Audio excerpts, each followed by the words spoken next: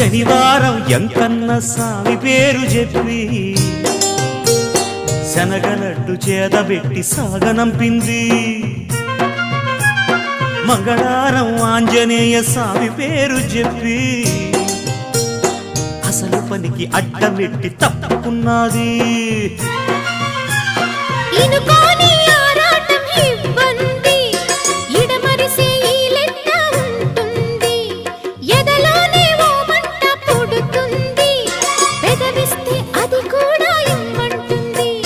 చిరుముద్దుకి ఉండాలి చీకటి అంది, ఏ కళ్ళు పడకుంటే ఓకే అంది.